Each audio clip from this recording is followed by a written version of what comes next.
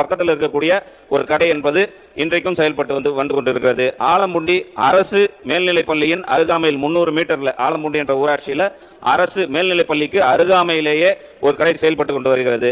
இவை அனைத்தும் சட்டவிரோதமாக உங்களுடைய சட்ட விதிகளுக்கு புறம்பாக செயல்பட்டு வரக்கூடிய மதுபான கடைகள். அவைகளை உடனடியாக நடவடிக்கை மேற்கொண்டு அந்த கடைகளை அப்புறப்படுத்துவதற்கோ இல்லை இடமாற்றம் செய்வதற்கான நடவடிக்கை எடுக்க வேண்டும் என்று அமைச்சர். மாண்புமிகு பேரவைத் தலைவர் அவர்களே, முதல்ல இந்த 717 கடைகளை வந்து மூடிட்டீங்களா? அதுனா ஏன் எங்களுக்கு டீட்டெயில் இல்லை அப்படிங்கிறாங்க. உண்மையாலும் அந்த துறை சார்ந்தவங்களுக்கு தெரியும். அது போக முன்னாள் சட்டமன்ற உறுப்பினர்களுக்கே தெரியலங்கும் போது அது ஒரு வருத்தமான விஷயம்தான். ஏன்னா அந்த ட்விட்டரில் 717 கடைகளுடைய எண்களும் கொடுத்துருக்கோம். ஸோ சொல்லியாச்சு. அது பத்திரிகைகள்லயும் வந்துருச்சு. அதான் கொஞ்சம் பத்திரிகைகள்ல வந்துருச்சு, சமூக வலைதளங்கள்ல, செய்தி தொலைக்காட்சிகள்ல எல்லாத்துலயும் வந்துருச்சு. அந்த 717 கடைகளோட எண்களும் வந்துருச்சு. மரியாதைக்குரிய மாண்புமிகு சட்டமன்ற உறுப்பினர் கேட்டுக்கொண்ட மாதிரி இன்னும் பல பகுதிகளில் இருக்குங்கிற தகவல் வந்துட்டு தான் இருக்கு. நிச்சயம் இந்த அரசு அந்த மதுக்கடைகளுக்கு எதிரான அரசு தான். மக்களுக்கு பிரச்சனைகள் கொடுக்கக்கூடிய அந்த கடைகளோட எண்களோட நீங்க வந்து கொடுத்தீங்க அப்படின்னு சொன்னா அந்த கடைகளை இடமாற்றுறதுக்கான பணிகளை மேற்கொள்வாங்கிறத சட்டமன்ற பேரவைத் தலைவர் தெரிவித்துக் கொள்கிறேன். மாண்புமிகு அமைச்சரின் பதிலுக்கு நன்றி. கவனத்திற்கு தான் நான் கொண்டு வருகிறேன். செய்து தரப்படும் என்று சொன்னமைக்கு நன்றியை தெரிவித்துக் கொள்ளும் அதே நேரத்தில் ஆன்லைன் மூலம் இந்த மது விற்பனையை துவங்க உள்ளதாக கூறியிருக்கக்கூடிய விஷயத்திற்கு பாட்டாளி மக்கள் கட்சி தன்னுடைய முழு எதிர்ப்பை இந்த நேரத்தில் பதிவு செய்கிறது. இந்திய அரசியலமைப்பு சட்டம் ஆர்டிகல் 47 படி உணவு மருந்து அமைச்சர் அது கூட வந்து தவறான புரிதல் தான். நேற்று இது சம்பந்தமா வந்து இதுக்கான விளக்கமாகவும் செய்தியாளர்கள் மத்தியில் பேசியிருந்தோம். ஆன்லைன் மூலமா இதுக்கு முன்னாடி இது வந்து மானிய கோரிக்கையில் சொல்லலான் இருந்தோம். மாண்புமிகு உறுப்பினர் கேட்டதுனால இதை சொல்றோம். இந்த 10 ரூபா வந்து ஒரு பாட்டிலுக்கு அதிகமாக வாங்குறாங்க அப்படிங்கிற பிரச்சனைகள் தொடர்ந்து இருந்துட்டே இருக்கு. கடந்த சட்டமன்ற கூட்டத்தொடர்களில் கடந்த ஆட்சி காலத்தில் நம்மளுடைய துறை சார்ந்த அமைச்சர்கள் சொல்லியிருக்க பதில் என்னன்னா, 2011 இந்த பிரச்சனைகள் இருக்கு, இந்த 4 ஆண்டுகளாகத்தான் இந்த பிரச்சனையை ஊதி பெருசாக்குறாங்க, அரசுக்கு அவப்பெயர் ஏற்படுத்த முயற்சி பண்றாங்கன்னு பதிவு பண்ணியிருந்தாரு. ஆனா யாருமே அந்த பிரச்சனைக்கான தீர்வை நோக்கி போகல. இந்த தமிழக வெற்றி கழக ஆட்சி, மாண்புமிகு தமிழக முதலமைச்சர் என்ன சொல்லியிருந்தாருன்னா, இந்த பிரச்சனைக்கான ஏன் இது வந்து இந்த நடந்துட்டே இருக்கு அப்படிங்கிறத தேடி எடுக்கும்போது சில தொழிலாளர்களுடைய அவங்களோட பிரச்சனைகள் இருந்துச்சு, அதை சரி பண்றதுக்கு முயற்சி பண்ணிட்டு இருக்கோம். இன்னொன்று, சாரி நீங்க இந்த ஆன்லைன் கேட்டாலும் சொல்லிடுறேன், இது வந்து விற்பனை கிடையாது, ஆன்லைன்ல விற்பனை கிடையாது. நீங்க இது ஒரு கேஷ்லெஸ் டிரான்சாக்சன் மட்டும்தான். ரொம்ப நாட்களா எல்லாருமே சொல்லிட்டு இருந்தது என்னன்னா, அங்க இந்த டாஸ்மாக் கடைகளை வந்து பண பரிவர்த்தனை வேண்டாம், பண பரிவர்த்தனைனால அது முறைகேடான பணங்கள் வந்து வாங்கப்படுகிறது, வசூலிக்கப்படுகிறது, பெரும்பான்மையான குற்றச்சாட்டுகளா கடந்த கால ஆட்சியில 2 கட்சிகளும் சொல்லிட்டு இருந்த குற்றச்சாட்டு தான். ஸோ அதுக்கு ஒரு தீர்வு வேணுங்கிறதுக்காக நீங்க விரும்புபவர்கள், நுகர்வோர் யாரெல்லாம் விரும்புறாங்களோ அந்த ப்ராடக்டை அந்த கடைக்கு முன்னாடி போய் அந்த கடையோட எண்ணெய் கொடுத்தாலோ அல்லது நியர்பைங்கிற ஒரு கொடுத்தாலும் அந்த கடை எண் வந்துடும். அங்க கன்சியூமர் விரும்ப அந்த பொருள் வந்து அந்த கடைகளில் இருக்கும். அதை தேர்ந்தெடுத்து அதை பே பண்ணிட்டு அந்த கியூஆர் கோடை காட்டினா அந்த பொருள் கொடுப்பாங்க. நீங்க வந்து மாண்புமிகு சட்டமன்ற உறுப்பினருக்கு மாண்புமிகு பேரவைத் தலைவர் வாயிலாக கேட்கிறதுனா, தவறான கருத்தை பதிவு பண்ண வேண்டாம். தெளிவாக இதில் என்ன சந்தேகம் இருந்தாலும் கேட்டா அதை விளக்கறதுக்கு அரசு தயாராக உள்ளது. மாண்புமிகு பேரவைத் தலைவர் அவர்களே, நான் தவறான கருத்தை பதிவு செய்யவில்லை. மாண்புமிகு அமைச்சர் சொல்வது போல கேஷ்லெஸ் டிரான்சாக்சன் என்பது வந்து கடந்த கால ஆட்சிகளிலே அந்த அமைச்சர் இந்த மது கடைகள், மது சம்பந்தமான கொள்கைகள், இதை வந்து மானிய கோரிக்கைகளில் ரொம்ப டீட்டெயில்டாக பேசலாம் அப்படின்னு தான் இருந்தேன். ஸோ மரியாதைக்குரிய மாண்புமிகு சட்டமன்ற உறுப்பினர் கேட்டுக்கொண்டு இருக்குங்க.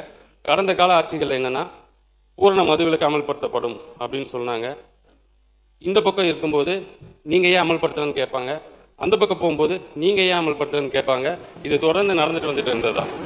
அப்போ கடந்த காலத்துல அந்த துறை சார்ந்த அமைச்சர் வந்து பேசும்போது என்ன சொல்லியிருந்தாரு அப்படின்னா, இந்தியா ஃபுல்லா மது விற்பனையை தடை செஞ்சா மட்டும்தான் பூரண மது விலக்குங்கிறது தமிழ்நாட்டில் சாத்தியம் அப்படின்னு சொல்லியிருந்தாங்க. அப்போ இங்க மது விலக்கை கொண்டு வரும்போது பக்கத்து மாநிலங்கள்ல, நம்மளோட எல்லையொட்டி இருக்கக்கூடிய மாநிலங்கள்ல அந்த மது இப்பவே வந்து கடந்த கால ஆட்சிகளே வந்து இல்லிசிட் அராக்னு சொல்லக்கூடிய அந்த பொருட்கள் உள்ள வந்துட்டு இருந்துச்சு.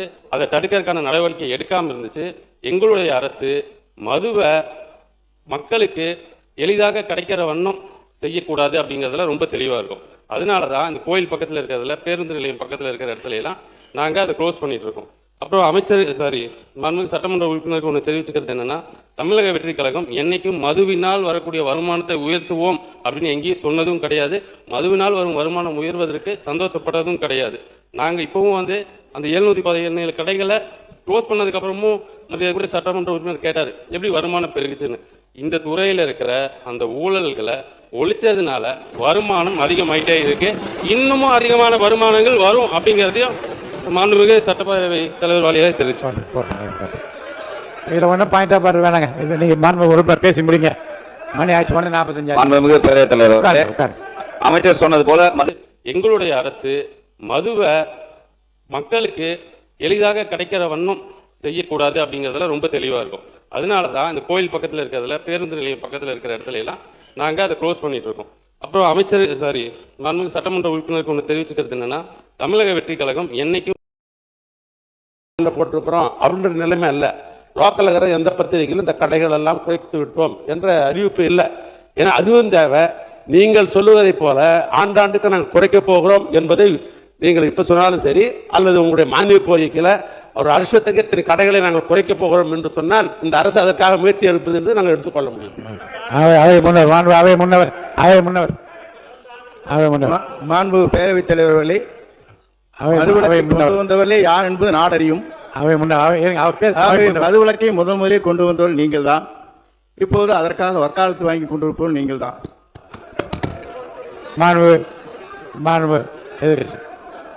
பேசுங்க. நம்முடைய யாரா ஏற்கனவே அறிவுறுத்தியது தான் அது. ஊழல் என்ற வார்த்தை மட்டும் அவைக்குள் நீக்கப்படுகிறது. மாண்பு மக்கள் நலத்துறை அமைச்சர்கள். மாண்புமிகு பேரவைத் தலைவர் அவர்களே, டாஸ்மாகில் சென்ற ஆட்சி காலத்தில் ஊழலை குறைத்ததால் வருமானம் அதிகரித்தது என்று மாண்புமிகு அமைச்சர் குறிப்பிட்டார். உடனே நீங்கள் மற்ற திமுக சார்ந்த உறுப்பினர்கள் எல்லாம் ஆதாரம் இருக்கிறதா என்று கேட்டார்கள். அமலாக்கத்துறை, என்ஃபோர்ஸ்மெண்ட் டைரக்டரேட் ஒரு நீண்ட நெடிய விவரமான ஆதாரத்துடன் ஒரு அறிக்கையை